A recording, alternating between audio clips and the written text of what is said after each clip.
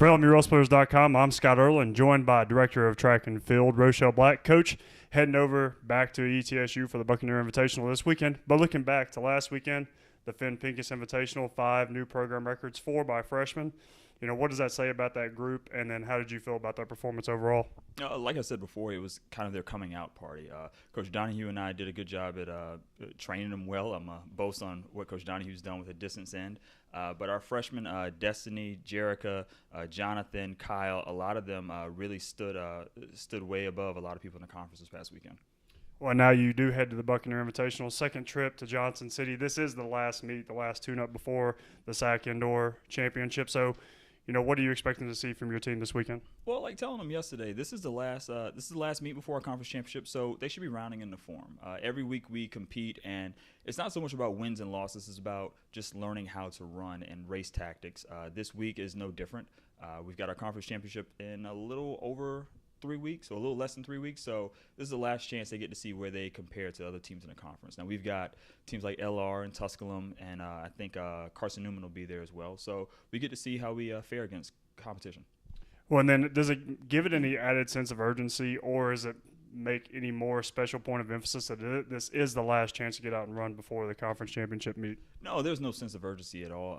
When we do our training, we train backwards, so to speak. So we circle the conference championship, and we figure out what do we need to do to be at our best at that point. So where for our sport, wins and losses don't matter much of anything throughout the regular season. Hopefully we actually do very well at our conference meet.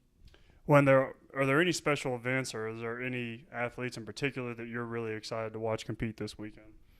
Speaking on the freshman, Jonathan Hughes, he's still only in his second year of really running competitively. So I like seeing him run. Every time he runs, he surprises a lot of people, myself especially. Karen's not jumping this weekend. I know she's the field athlete of the week for the conference. I know she's a little bummed about it, but we're trying to train her through. Her and Morgan are out. Also, I like to see Kyle Naby and Destiny in the hurdles. They're still new when it comes to collegiate hurdles, so looking to see them drop their times. So what is the approach and what is the goal for your team in particular this weekend? Just to stay focused and, I guess, trust their training. One of the things that we're doing now is getting them ready for the conference championship in terms of warming up and where to be at certain parts of the race. So this week, just the idea of trust what we've been doing so far, and if someone's in front of you, pass them. And the question that's really on everybody's mind, and something that I've talked to with him myself, is if I was to beat Oluwatosin Balogun in a 400-meter race, how many meter head start would I need? He said 150 meters, and I think that's generous. Looking at you, your athletic ability is very lacking. I would say 200 meters easy for him. It'd probably be his warm-up laps, honestly. All right, well, that's fair. I guess we'll try to test that out sometime. Anyways. We can do it right after this. Okay, we'll try that out maybe.